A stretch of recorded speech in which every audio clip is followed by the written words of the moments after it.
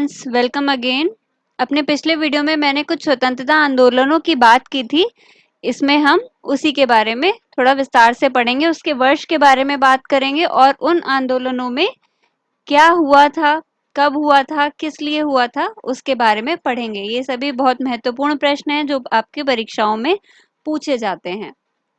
जिसमें पहला है बंग भंग आंदोलन, जिसे स्वदेशी आंदोलन भी कहा जाता है। इस आंदोलन का मुख्य कारण क्या था? यह आंदोलन क्यों हुआ था, कब हुआ था? यह हुआ था 1905 ईस्वी में। इस आंदोलन का मुख्य कारण बंगाल का विभाजन था, जो भारतीयों की इच्छा के विरुद्ध था। राष्ट्रवादियों ने बंगाल के विभाजन को एक प्रशासकीय उपाय ही नहीं बल्कि राष्ट्रवाद के लिए भी एक चुनौती समझा। उन्होंने इसे बंगाल को क्षेत्रीय और धार्मिक आधार पर बांटने का प्रयास माना। यह अंग्रेजों की फूट डालो शासन करो वाली नीति का ही एक अंग था। अतः इसके विरोध में 1908 ईस्वी में संपूर्ण देश में बंग भंग आंदोलन शुरू हो गया पूरी तरह से, जबकि शुरुआत इसकी 1905 में हुई थी, बट 1908 में ये पूरी तरह से स्टार्ट हो गया था। इस विभाजन के कारण बंगाल पूर्वी व पश्चिमी हिस्से में भारतीय जनता के दबाव की वजह से एक भी हो गए थे, परंतु पहले उन्हें विभाजन करने का प्रयास किया गया था। इसके प्रमुख नेता सुरेंद्र नाथ बनर्जी और कृष्ण कुमार मिश्र जैसे नेता थे। इस आंदोलन के दौरान नरमपंथी और उग्र राष्ट्रवादी दोनों ने एक दूसरे को सहयोग किया और 16 अक्टूबर 1905 को इस विभाजन को लागू कर दिया गया और आंदोलन के नेताओं ने इस दिन को पूरे बंगाल में शोक दिवस के रूप में मनाया। इसे आप नोट कर लीजिएगा, इसे शोक दिवस के नाम से भी जाना जाता है इस दिन को, 16 अक्टूबर 1905 को। नेक्स्ट है मुस्लिम लीग की स्थापना कब की गई थी? मुस्लिम लीग की स्थापना 30 दिसंबर 1906 ढाका बांग्लादेश में की गई थी। ब्रिटिश भारत के दौरान ढाका में ऑल इंडिया मुस्लिम लीग की स्थापना हुई। लीग में आगा खां, ख्वाजा सलीमुल्लाह और मोहम्मद अली जिन्ना समेत कई नेता शामिल थे। वर्ष 1947 में पाकिस्तान के गठन के बाद ऑल इंडिया मुस्लिम लीग बनाई गई थी। उसके बाद आता है कांग्रेस का बंटवारा। सन 1907 में भारतीय राष्ट्रीय कांग्रेस का अधिवेशन हुआ था, जिसमें कांग्रेस गरम दल और नरम दल नामक दो दलों में बंट गई थी। इसे नोट करेंगे, गरम दल और नरम दल। इसी को सूरत विभाजन भी कहा जाता है, ये भी एक एडिशनल इंफॉर्मेशन है। 1907 के अधिवेशन की अध्यक्षता रास बिहारी घोष ने की थी। इसे भी आप नोट कर लीजिए प्लीज। नेक्स्ट है होम रूल आंदोलन। होम रूल आंदोलन Akhil Bharatiya home rule league एक राष्ट्रीय राजनीतिक संगठन था, जिसकी स्थापना सन 1916 ईस्वी में बाल गंगाधर तिलक द्वारा भारत में स्वशासन के लिए राष्ट्रीय मांग का नेतृत्व करने के लिए होम रूल के नाम से की गई थी। भारत को ब्रिटिश राज्य में एक डोमिनियन का दर्जा प्राप्त हो, इसके लिए ऐसा किया गया था। उसके बाद है लखनऊ पैक्ट, जिसे लखनऊ समझौता भी कहा जाता है। लखनऊ समझौता दिसंबर 1916 ईस्वी में भारतीय राष्ट्रीय कांग्रेस और अखिल भारतीय मुस्लिम लीग द्वारा किया गया समझौता है। यानी ये किसके बीच हुआ था? भारतीय राष्ट्रीय कांग्रेस और अखिल भारतीय मुस्लिम लीग के बीच हुआ था, जो 29 दिसंबर 1916 को लखनऊ अधिवेशन में भारतीय राष्ट्रीय कांग्रेस द्वारा और 31 दिसंबर 1916 को अखिल भारतीय मुस्लिम लीग द्वारा पारित किया गया था। जो भी एडिशनल इंफॉर्मेशन है उसे आप नोट करते जाइए। नेक्स्ट है मॉन्टेग्यू घोषणा। भारत सचिव लॉर्ड मॉन्टेग्यू द्वारा ये किया गया था, इसलिए इसे मॉन्टेग्यू घोषणा बोलते हैं। इनके द्वारा 20 अगस्त 1917 ईस्वी को ब्रिटेन की कॉमन सभा में एक प्रस्ताव पढ़ा गया। कहाँ पढ़ा गया? ब्रिटेन की कॉमन सभा में, जिसमें भारत में प्रशासन की हर शाखा में भारतीयों को अधिक प्रतिनिधित्व दिए जाने की बात कही गई। इसे मॉन्टेग्यू घोषणा कहा गया। मॉन्टेग्यू घोषणा को उदारवादियों ने भारत के मैग्ना कार्टा की संज्ञा दी। क्या कहा गया? भारत के मैग्ना कार्टा। उसके बाद आता है रॉलेट एक्ट। रॉलेट एक्ट को काला कानून भी कहा जाता है। क्या कहा जाता है? काला कानून। यह 19 मार्च 1919 ईस्वी को भारत की ब्रिटिश सरकार द्वारा भारत में उभर रहे राष्ट्रीय आंदोलन को कुचलने के उद्देश्य से बनाया गया कानून था। क्या हुआ था? राष्ट्रीय आंदोलन को, जो भारत में राष्ट्रीय आंदोलन उस समय हो रहे थे अपने देश को आजाद कराने के लिए, उसको कुचलने के उद्देश्य से ये कानून बनाया गया था। यह कानून सर सिडनी रॉलेट की अध्यक्षता वाली सेडिशन समिति की सिफारिशों के आधार पर बनाया गया था। रॉलेट एक्ट का उद्देश्य क्या था, पहले हम ये जान लेते हैं, फिर हम आगे बढ़ेंगे। रॉलेट एक्ट का मुख्य उद्देश्य देश में बढ़ते राष्ट्रवादी आंदोलन को दबाना, जैसा कि अभी हमने बोला था, और ब्रिटिश भारत के खिलाफ साजिश को जड़ से उखाड़ना था। इस अधिनियम का उद्देश्य युद्धकालीन भारत रक्षा अधिनियम यानी कि डिफेंस ऑफ इंडिया एक्ट 1915 के दमनकारी प्रावधानों को स्थायी कानून द्वारा प्रतिस्थापित करना था। उसके बाद आता है हमारा जलियांवाला बाग हत्याकांड। पंजाब के अमृतसर जिले में स्थित जलियांवाला बाग नामक बगीचे में ये हुआ था, इसलिए, और इसमें हत्या कर दी गई थी, इसलिए इसको जलियांवाला बाग हत्याकांड कहा जाता है। यह हुआ था 13 अप्रैल 1919 ईस्वी को। अंग्रेजों की गोलीबारी से घबराई हुई औरतें अपने बच्चों को लेकर जान बचाने के लिए कुएं में भी कूद गई थी। बाहर निकलने का रास्ता काफी पतला था, जिस वजह से लोग बाहर भाग नहीं पाए और भगदड़ में, भागने के समय जो भगदड़ मचती है उसमें कुचले गए और हजारों लोग गोलियों की चपेट में आ गए, क्योंकि वहां गोलीबारी की गई थी। ये क्यों हुआ था? देखिए, हम यहाँ पर लाइन से पढ़ रहे हैं, हर चीज एक दूसरे से रिलेटेड है। रॉलेट एक्ट के बाद की बात है ये। रॉलेट एक्ट का आपने पढ़ा 19 मार्च को ये हुआ था 1919 ईस्वी में, उसके बाद 13 अप्रैल की ये घटना है, और ये रॉलेट एक्ट का विरोध करने के लिए ही हुई थी, जिसमें एक सभा हो रही थी, जिसमें जनरल डायर नामक एक अंग्रेज ऑफिसर ने अकारण ही उस सभा में उपस्थित भीड़ पर गोलियां चलवा दी, जिसमें 400 से अधिक लोग मारे गए थे और 2000 से अधिक लोग घायल हुए थे। अमृतसर के डिप्टी कमिश्नर कार्यालय में 484 शहीदों की सूची है, जबकि जलियांवाला बाग में कुल 388 शहीदों की सूची है।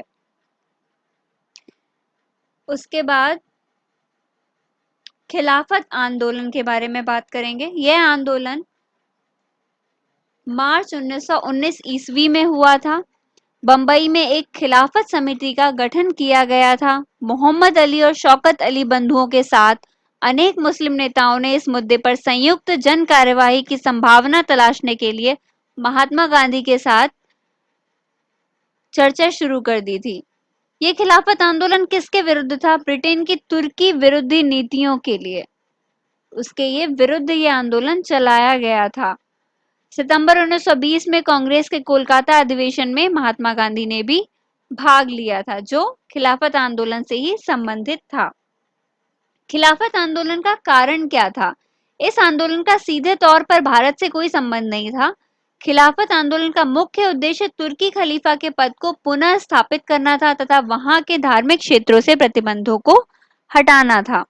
नेक्स्ट है, हंटर कमेटी की रिपोर्ट कब प्रकाशित हुई थी? हंटर कमेटी की स्थापना कब की गई थी? ब्रिटिश सरकार द्वारा 1 अक्टूबर 1919 को हंटर कमेटी की स्थापना की गई थी। लॉर्ड हंटर को इस समिति का अध्यक्ष नियुक्त किया गया था। देश में जलियांवाला बाग हत्याकांड को लेकर जो उग्र प्रदर्शन हुए थे, उससे विवश होकर अंग्रेज सरकार ने घटना की जांच करने के लिए इस हंटर समिति की स्थापना की थी। और जब इसकी रिपोर्ट आई, वो कब प्रकाशित हुई? पहली रिपोर्ट 18 मई 1920 को। हंटर कमेटी की स्थापना कब हुई? 1 अक्टूबर 1919 को, और उसकी रिपोर्ट कब आई? 18 मई 1920 ईस्वी को। यह जलियांवाला बाग हत्याकांड से संबंधित है। कांग्रेस का नागपुर अधिवेशन दिसंबर 1920 में। नागपुर के अधिवेशन में कांग्रेस ने अपना लक्ष्य स्वराज घोषित कर दिया था। इससे पूर्व कांग्रेस का लक्ष्य केवल ब्रिटिश साम्राज्य के अंतर्गत स्वशासन था, लेकिन उग्रवादी पहले ही भारत का संबंध ब्रिटिश साम्राज्य से तोड़ना चाहते थे। दिसंबर 1920 में जब यह कांग्रेस का नागपुर अधिवेशन हुआ, इसमें कई असहयोग समझौते किए गए, जैसे कि नाम सरेंडर करना, स्कूलों, अदालतों और परिषदों का बहिष्कार करना, अंतर्राष्ट्रीय सामानों का बहिष्कार करने के लिए, हिंदू मुस्लिम एकता और सख्त अहिंसा के संरक्षण को प्रोत्साहित करने के लिए यह कार्यक्रम शुरू किया गया था। नेक्स्ट है असहयोग आंदोलन। असहयोग आंदोलन 1 अगस्त 1920 को शुरू किया गया था। यह औपचारिक रूप से शुरू हुआ था और बाद में आंदोलन का प्रस्ताव कांग्रेस के कलकत्ता अधिवेशन में 4 सितंबर 1920 को प्रस्ताव पारित किया गया, जिसके बाद कांग्रेस ने इसे अपना औपचारिक आंदोलन स्वीकृत कर लिया। जब आपसे शुरुआत पूछी जाएगी औपचारिक रूप से तो आप इसे 1 अगस्त 1920 बताएंगे, बट ये पारित कब हुआ था? कलकत्ता अधिवेशन में 4 सितंबर 1920 को पारित हुआ था। असहयोग आंदोलन का उद्देश्य क्या था? ये अंग्रेज हुक्मरानों की बढ़ती जातियों का विरोध करने के लिए राष्ट्रपिता महात्मा गांधी ने 1 अगस्त 1920 को इसकी शुरुआत कर दी थी। आंदोलन के दौरान स्टूडेंट्स ने सरकारी स्कूलों और कॉलेजों में जाना छोड़ दिया था, यानी कि उन्होंने, जैसा कि हम इससे समझ सकते हैं, असहयोग यानी कि सहयोग करना बंद कर दिया था। वकीलों ने अदालत में जाने से इनकार कर दिया था। कई कस्बों और शहरों में कामगार लोग भी हड़ताल पर चले गए थे, यानी कि उस समय कामकाज पूरा ठप हो गया था। चौरी चौरा कांड। चौरी चौरा की घटना 4 फरवरी 1922 को हुई थी। यह किसने की थी? किसानों द्वारा किया गया था। इसमें इन्होंने प्रदर्शन किया था। प्रदर्शन में कौन थे? किसान लोग थे जो मार्केट लेन चौरा की तरफ उन्होंने अपना रुख मोड़ लिया और उन पर वो लोग असहयोग आंदोलन कर रहे थे और उन पर गोलियों की बौछार कर दी गई थी। तब उन्होंने गुस्से में आकर पुलिस स्टेशनों को आग के हवाले कर दिया था, यानी कई पुलिस स्टेशनों में आग लगा दी गई थी, जिसके बाद 14 लोगों को उम्र कैद की सजा सुनाई गई और 19 लोगों की मृत्यु हो गई। ये तो उन प्रदर्शनकारियों की बात है, पर जब उन्होंने आग लगाई थी, ये कहाँ पर हुआ था? गोरखपुर जिले में हुआ था और इसमें 22 पुलिसकर्मी जिंदा जल के मृत्यु के हवाले हो गए थे, यानी कि प्रदर्शनकारियों को भी इससे नुकसान हुआ था और उन्होंने जिन पुलिस स्टेशनों में आग लगाई वहां पर भी कई पुलिसकर्मियों की जान चली गई थी। यह असहयोग आंदोलन की वजह से हुआ था। जवाबी कार्रवाई में प्रदर्शनकारियों ने भी हमला किया। पहले पुलिस वालों ने उन पर हमला किया, फिर प्रदर्शनकारियों ने हमला किया और दोनों का ही नुकसान हुआ। स्वराज पार्टी की स्थापना कब की गई थी? स्वराज पार्टी की स्थापना 1 जनवरी 1923 को की गई थी। इसके बारे में हमने अपने पिछले वीडियो में भी पढ़ा था। यहाँ पर हम एक सीक्वेंस में चल रहे हैं, इसलिए इसे हम यहाँ दोबारा पढ़ रहे हैं। यह पराधीन भारत के स्वतंत्रता संग्राम के समय बना एक राजनीतिक दल था जो 1 जनवरी 1923 को स्थापित हुआ था। हिंदुस्तान रिपब्लिकन एसोसिएशन, यह अक्टूबर 1924 ईस्वी में बना था। साइमन कमीशन की नियुक्ति। साइमन कमीशन की नियुक्ति ब्रिटिश प्रधानमंत्री ने सर जॉन साइमन के नेतृत्व में की थी। इस कमीशन में 7 सदस्य थे जो सभी ब्रिटेन की संसद के मनोनीत सदस्य थे। यही कारण था कि इसे श्वेत कमीशन कहा गया था। साइमन कमीशन की घोषणा 8 नवंबर 1927 ईस्वी को की गई थी। साइमन कमीशन है क्या? 1927 में वाइसराय लॉर्ड इरविन ने महात्मा गांधी को दिल्ली बुलाकर यह सूचना दी कि भारत में वैधानिक सुधार लाने के लिए एक रिपोर्ट तैयार की जा रही है, जिसके लिए एक कमीशन बनाया गया है जिसके अध्यक्ष सर जॉन साइमन होंगे, इसलिए इसे साइमन कमीशन कहा गया। साइमन कमीशन की मुख्य विशेषता यह थी कि उसके सदस्यों में सिर्फ अंग्रेज ही अंग्रेज थे, कोई भी हिंदुस्तानी इसमें शामिल नहीं था। नेक्स्ट है साइमन कमीशन भारत कब आए? 3 फरवरी 1928 को साइमन कमीशन भारत पहुंचे। साइमन कोलकाता, लाहौर, लखनऊ, विजयवाड़ा और पुणे सहित जहां जहां भी पहुंचा उनका जबरदस्त विरोध किया गया। लोगों ने उसे काले झंडे दिखाए। पूरे देश में साइमन गो बैक यानी कि साइमन वापस जाओ के नारे गूंजने लगे। इसके बाद आती है नेहरू रिपोर्ट। नेहरू रिपोर्ट भारत के लिए प्रस्तावित नए अधिराज्य के संविधान की रूपरेखा थी। नेहरू रिपोर्ट क्या थी? दोबारा इसे नोट करेंगे। नए अधिराज्य के संविधान की रूपरेखा। यह 10 अगस्त 1928 को प्रस्तुत की गई थी। यह रिपोर्ट ब्रिटेन सरकार के भारतीयों के एक संविधान बनाने के अयोग्य बताने की चुनौती का भारतीय राष्ट्रीय कांग्रेस के नेतृत्व में दिया गया सशक्त प्रत्युत्तर था। उन्होंने कहा कि नहीं बनाया जा सकता, कहा कि भारतीयों का संविधान अयोग्य है। उसके उत्तर में यह नेहरू रिपोर्ट बनाई गई थी। नेक्स्ट है बारदौली सत्याग्रह। यह भी हम पिछले में पढ़ चुके हैं, बट यहाँ सीक्वेंस में पढ़ रहे हैं। बारदौली सत्याग्रह भारतीय स्वाधीनता संग्राम के दौरान जून 1928 में गुजरात में हुआ था और ये एक प्रमुख किसान आंदोलन था। हम ये पहले पढ़ चुके हैं और इसका नेतृत्व वल्लभ भाई पटेल ने किया था। उस समय प्रांतीय सरकार ने किसानों की लगान में 22% तक की वृद्धि कर दी थी, जिसके विरोध में यह सत्याग्रह किया गया था। लाहौर षड्यंत्र केस। लाहौर षड्यंत्र केस कब हुआ था? यह 8 अप्रैल 1929 ईस्वी में लगभग 12:30 बजे भगत सिंह और बटुकेश्वर दत्त ने असेंबली में बम फेंका था, जिसको लाहौर षड्यंत्र केस के नाम से जाना गया। और भगत सिंह और बटुकेश्वर दत्त ने इंकलाब जिंदाबाद के नारे लगाए।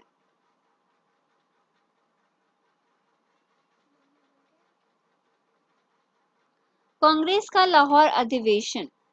31 दिसंबर 1929 ईस्वी को भारतीय राष्ट्रीय कांग्रेस का वार्षिक अधिवेशन तत्कालीन पंजाब प्रांत की राजधानी लाहौर में हुआ।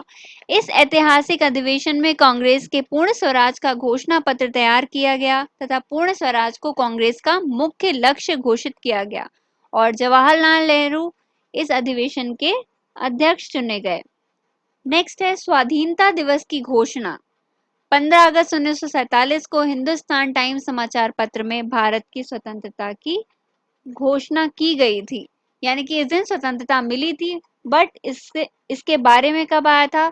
2 जनवरी 1930 को ही इसकी घोषणा कर दी गई थी कि स्वतंत्रता दिवस कब मनाया जाएगा? 15 अगस्त 1947 को। नमक सत्याग्रह। इस आंदोलन का नाम नमक आंदोलन भी कहलाता है। यह 12 मार्च से 6 अप्रैल 1930 के बीच चलाया गया था। 12 मार्च से 5 अप्रैल 1930 तक गांधी जी ने जब नमक पर लगाए जाने वाले विरोध पर अपना नया सत्याग्रह चलाया, तब वह नमक आंदोलन के नाम से प्रचलित हुआ। नमक आंदोलन लगातार 24 दिनों तक चला था। यह आंदोलन अहमदाबाद साबरमती आश्रम से दांडी गुजरात में 400 किलोमीटर तक चलाया गया था। सविनय अवज्ञा आंदोलन। सविनय अवज्ञा आंदोलन के प्रमुख कारण थे साइमन कमीशन के बहिष्कार और जनता के उत्साह को देखते हुए कांग्रेस नेताओं को यह विश्वास हो चुका था कि अब जनता आंदोलन हेतु तैयार है। तो 6 अप्रैल 1930 को यह सविनय अवज्ञा आंदोलन चलाया गया था। सविनय अवज्ञा आंदोलन के प्रारंभ होने का एक कारण यह भी था कि सरकार ने नेहरू समिति की रिपोर्ट को ठुकरा दिया था। सविनय अवज्ञा का शाब्दिक अर्थ होता है किसी चीज का विनम्रता के साथ तिरस्कार या उल्लंघन करना। इसे सरल भाषा में ऐसे समझा जा सकता है जिसमें अहिंसा के साथ हिंसा की कोई गुंजाइश ना हो। अब हम पढ़ेंगे प्रथम गोलमेज आंदोलन के बारे में। यह 12 नवंबर 1930 से 10 जनवरी 1931 तक लंदन में आयोजित किया गया था। यह सम्मेलन कांग्रेस के बहिष्कार के फलस्वरूप 19 जनवरी 1931 को समाप्त हो गया था। इसमें 3 ब्रिटिश राजनीतिक दलों का प्रतिनिधित्व 16 प्रतिनिधियों द्वारा किया गया था। अंग्रेजों द्वारा शासित भारत से 57 राजनीतिक नेताओं और रियासतों से 16 प्रतिनिधियों ने भाग लिया था। हालांकि भारतीय राष्ट्रीय कांग्रेस और व्यापारिक नेताओं ने सम्मेलन में भाग नहीं लिया था। नेक्स्ट है Gandhi Irwin pact. Gandhi Irwin समझौता भी कहलाता है। यह 8 मार्च 1931 को लंदन द्वितीय गोलमेज सम्मेलन के पूर्व महात्मा गांधी और तत्कालीन वायसराय लॉर्ड इरविन के बीच एक राजनीतिक समझौता था। किन के बीच था ये? महात्मा गांधी और उस समय के वायसराय लॉर्ड इरविन के बीच था। इसे दिल्ली पैक्ट भी कहते हैं। काइंडली नोट डाउन, इसे दिल्ली पैक्ट भी कहा जाता है। द्वितीय गोलमेज सम्मेलन। यह 7 सितंबर 1931 को शुरू हुआ था, जिसमें कांग्रेस ने भी भाग लिया था, और 1 दिसंबर 1931 को यह समाप्त हो गया था। यह सम्मेलन भी लंदन में ही हुआ था, जैसे कि पहला गोलमेज आंदोलन हुआ था। यह सम्मेलन सांप्रदायिक समस्या पर विवाद के कारण असफल रहा। लंदन से वापस आकर गांधी जी ने पुनः सविनय अवज्ञा आंदोलन प्रारंभ किया था। Communal award.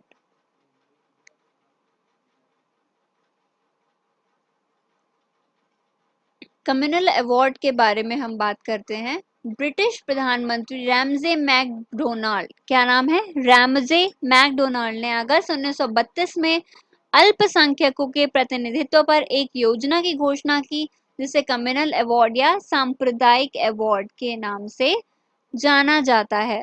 इसके अंतर्गत सांप्रदायिक पंचायत के बारे में हम बात कर रहे हैं। इसके अंतर्गत मुसलमानों, सिखों, दलितों, पिछड़ी जातियों, भारतीय ईसाइयों, एंग्लो इंडियन, इन लोगों को रखा गया था। अल्पसंख्यक के लिए अलग निर्वाचन की व्यवस्था की गई। दलितों को हिंदुओं से अलग मानकर उनके लिए भी पृथक निर्वाचन तथा प्रतिनिधित्व का अधिकार दिया गया था। स्त्रियों के लिए भी कुछ स्थान आरक्षित किए गए थे। यानी कि इन शॉर्ट हम समझ सकते हैं कि यहाँ पे अल्पसंख्यकों के प्रतिनिधित्व के लिए भी ये योजना बनाई गई थी 16 अगस्त 1932 ईस्वी में। नेक्स्ट है पूना पैक्ट। पूना पैक्ट अथवा पूना समझौता भीमराव अंबेडकर एवं महात्मा गांधी जी के मध्य पुणे की यरवदा सेंट्रल जेल में 24 सितंबर 1932 ईस्वी को हुआ था। अंग्रेज सरकार ने इस समझौते को सांप्रदायिक अधिनिर्णय के संशोधन के रूप में अनुमति प्रदान की। नेक्स्ट है तृतीय गोलमेज सम्मेलन। अभी तक हम प्रथम और द्वितीय के बारे में पढ़ चुके हैं। तृतीय गोलमेज सम्मेलन का आरंभ 17 नवंबर से 24 दिसंबर 1932 के बीच हुआ था। इस सम्मेलन में कांग्रेस ने भाग नहीं लिया था। तीनों सम्मेलनों के दौरान इंग्लैंड के प्रधानमंत्री रैमजे मैकडोनाल्ड ही थे। इस सम्मेलन के समय भारत के सचिव सैमुअल होड थे। सम्मेलन में भाग लेने वाले सदस्यों की कुल संख्या 46 थी। यानी कि तीनों सम्मेलन में कौन थे प्रधानमंत्री? इंग्लैंड के प्रधानमंत्री रैमजे मैकडोनाल्ड थे, ठीक है। और इस सम्मेलन में भारत के सचिव कौन थे? सैमुअल होर थे। तीसरी इंफॉर्मेशन है, सम्मेलन में भाग लेने वाले सदस्यों की कुल संख्या 46 थी, यानी कि 46। नेक्स्ट है कांग्रेस सोशलिस्ट पार्टी का गठन कब हुआ था? मई 1934 ईस्वी में हुआ था। फॉरवर्ड ब्लॉक का गठन कब किया गया था? All India forward block Bharat का एक राष्ट्रवादी राजनीतिक दल है। इस दल की स्थापना 1 मई 1939 में की गई थी। किसने स्थापना की थी इसकी? नेताजी सुभाष चंद्र बोस ने। उन्होंने इस दल की स्थापना की थी। मुक्ति दिवस किसे कहते हैं? मुक्ति दिवस एक ऐसा दिन है जिस दिन सार्वजनिक अवकाश होता है, जो एक स्वतंत्रता दिवस के समान एक स्थान की मुक्ति का प्रतीक है। यह 22 दिसंबर 1939 ईस्वी को मनाया जाता है। कांग्रेसी सरकारों ने विश्व युद्ध के बाद देश को स्वतंत्र करने की मांग रखी, पर अंग्रेजों ने इसे अनसुना कर दिया। मुस्लिम लीग के नेताओं ने 22 दिसंबर 1939 को देश भर में मुक्ति दिवस मनाने का ऐलान किया गया।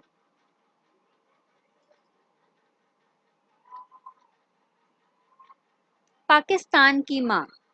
दिसंबर में मुस्लिम लीग ने 24 मार्च 1940 को मुस्लिम लीग ने मुस्लिमों के उत्पीड़न की जांच के लिए एक समिति बनाई। पाकिस्तान बनने की कड़ी में एक अहम पड़ाव आया, जो कि 24 मार्च 1940 को था। इस दिन मुस्लिम लीग ने लाहौर के सामने एक प्रस्ताव रखा, जिसे बाद में पाकिस्तान प्रस्ताव के नाम से भी जाना गया। इसके तहत एक पूरी तरह से आज़ाद मुस्लिम देश बनाए जाने का प्रस्ताव रखा गया। यानी कि पाकिस्तान की मांग में क्या हुआ, जिसे पाकिस्तान प्रस्ताव भी कहते हैं, इन्होंने एक अलग मुस्लिम देश बनाने की मांग की थी। नेक्स्ट है अगस्त प्रस्ताव। ये कब हुआ था? 8 अगस्त 1940 ईस्वी को। नेक्स्ट है क्रिप्स मिशन का प्रस्ताव। यह कब आया था? मार्च 1942 ईस्वी में आया था क्रिप्स मिशन। क्रिप्स मिशन की योजना के प्रमुख प्रस्ताव क्या थे? डोमिनियन राज्य के दर्जे के साथ एक भारतीय संघ की स्थापना की जाएगी। यह संघ राष्ट्रमंडल के साथ अपने संबंधों के निर्धारण में स्वतंत्र होगा तथा संयुक्त राष्ट्र संघ एवं अन्य अंतरराष्ट्रीय निकायों और संस्थाओं में अपनी भूमिका खुद बनाएगा। ब्रिटिश सरकार की फिरंगी नीति भी क्रिप्स मिशन की असफलता का कारण रही, यानी कि यह मिशन सफल नहीं हो पाया, जिसमें ब्रिटिश सरकार की फिरंगी नीति मेन कारण थी। वास्तव में ब्रिटिश सरकार भारत को स्वतंत्रता तो देना ही नहीं चाहती थी, वह तो अन्य विदेशी शासकों का चर्चिल पर दबाव था, इसलिए उन्होंने क्रिप्स को भूल भुलैया का प्रस्ताव लेकर भारत भेजा था, जिस वजह से यह सफल नहीं हो पाया।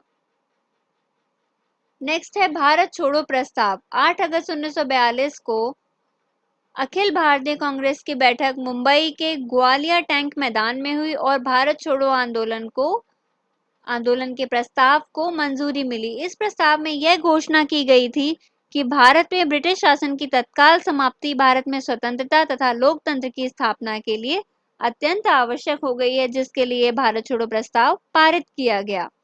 नेक्स्ट है शिमला सम्मेलन। 1945 ईस्वी 25 जून 1945 ईस्वी का शिमला सम्मेलन शिमला के वाइसरेगल लॉज में भारत के वाइसराय लॉर्ड वेवल और ब्रिटिश भारत के प्रमुख राजनीतिक नेताओं के बीच बैठक थी। जब यह स्पष्ट हो गया कि अंग्रेज भारत छोड़ने का इरादा रखते हैं, तो उन्हें इस बात पर एक समझौते की सख्त जरूरत थी कि उनके जाने पर क्या होना चाहिए, जिसकी वजह से इस सम्मेलन का आयोजन किया गया था। नौसेना का विद्रोह। यह विद्रोह 19 फरवरी 1946 ईस्वी में हुआ, जो कि जलयान में और समुद्र से बाहर स्थित जल सेना के ठिकानों पर भी हुआ। यद्यपि यह मुंबई में प्रारंभ हुआ, किंतु कराची से लेकर कोलकाता तक इससे पूरे ब्रिटिश भारत में समर्थन मिला।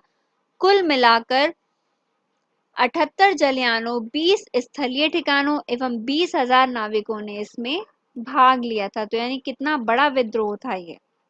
प्रधानमंत्री एटली की घोषणा, ये बहुत ही महत्वपूर्ण है। ये ऐलान ब्रिटिश प्रधानमंत्री क्लेमेंट एटली ने किया था।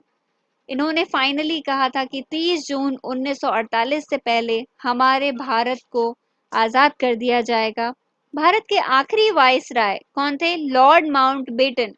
इन्होंने 3 जून 1947 को यह ऐलान किया था कि 15 अगस्त 1947 को भारत को आजादी दे दी जाएगी। यह घोषणा कब की गई? 15 मार्च 1946 ईस्वी में। कैबिनेट मिशन का आगमन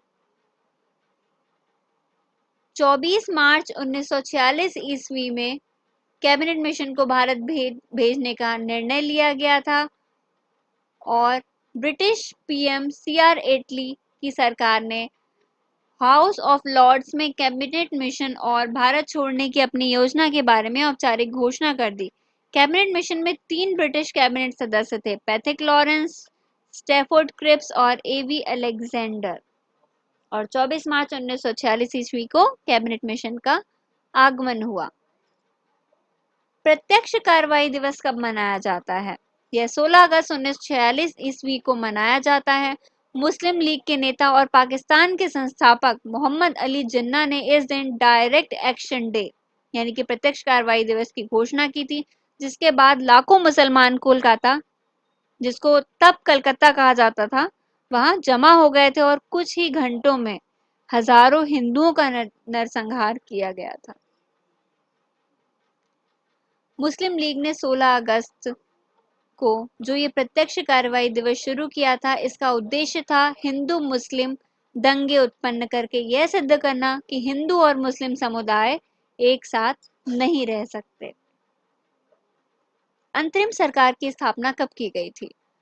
भारत के एक ब्रिटिश उपनिवेश से एक स्वतंत्र गणराज्य बनना, यानी कि पहले हमारे यहाँ आपको पता है कि ब्रिटिश ही शासन किया करते थे, तो जब अब हम स्वतंत्र होने जा रहे थे, तब हमारा एक स्वतंत्र गणराज्य बनने जा रहा था। उस परिवर्तन के समय उसकी देखरेख के लिए पंडित जवाहरलाल नेहरू के नेतृत्व में 2 सितंबर 1946 को भारत की अंतरिम सरकार का गठन किया गया था। यह अंतरिम सरकार 15 अगस्त सन 1947 में जब भारत स्वतंत्र हो गया और भारत पाकिस्तान का विभाजन हो गया तब तक बनी रही। माउंटबेटन योजना बहुत ही महत्वपूर्ण योजना है ये। इसे माउंटबेटन योजना कहा जाता है। इसमें विभाजन, स्वायत्तता, दो नए राष्ट्रों की संप्रभुता और अपना संविधान बनाने के लिए उनके अधिकार के सिद्धांत शामिल थे। रियासतों को यह विकल्प दिया गया था कि वे भारत या पाकिस्तान में से किसी एक में शामिल हो सकते हैं। यानी कि यहाँ विभाजन भी हो चुका है, दो नए अपने संप्रभु राष्ट्र बन चुके हैं और अपना संविधान भी बनाया जा चुका है जिसमें अधिकार के सिद्धांत भी शामिल थे। यह योजना भारत की आज़ादी की अंतिम योजना थी। इस तरह से भी प्रश्न पूछा जा सकता है कि भारत की आज़ादी की अंतिम योजना बताएं, तो उसका उत्तर होगा माउंटबेटन योजना, जो इसे 3 जून की योजना भी कहते हैं। 3 जून 1947 ईस्वी को यह लागू की गई थी। अब आता है हमारा सबसे महत्वपूर्ण दिवस, जिस दिन हमें स्वतंत्रता प्राप्त हुई, 15 अगस्त 1947 ईस्वी। भारत की स्वतंत्रता से तात्पर्य ब्रिटिश शासन द्वारा 15 अगस्त 1947 को भारत की सत्ता का हस्तांतरण यानी कि चेंज भारत की जनता के प्रतिनिधियों को मिल गया, ब्रिटिश से भारत को मिल गया। इस दिन दिल्ली के लाल किले पर भारत के पहले प्रधानमंत्री पंडित जवाहरलाल नेहरू जी द्वारा भारत का राष्ट्रीय ध्वज फहराकर हमारे देश की स्वाधीनता का, स्वतंत्रता का ऐलान किया गया था।